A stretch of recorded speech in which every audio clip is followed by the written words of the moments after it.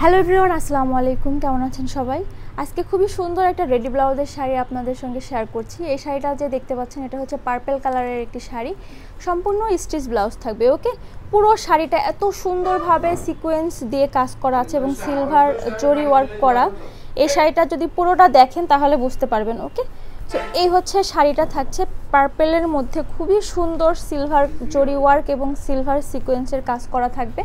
পুরো শাড়িটা কিন্তু অনেক বেশি গর্জিয়াস থাকবে। ওকে, সো এই হচ্ছে শাড়িটা থাকছে, এটা পুরো পাড়ের পোর্শনটা এরকম করে কাটওয়ার্ক করে দেওয়া আছে।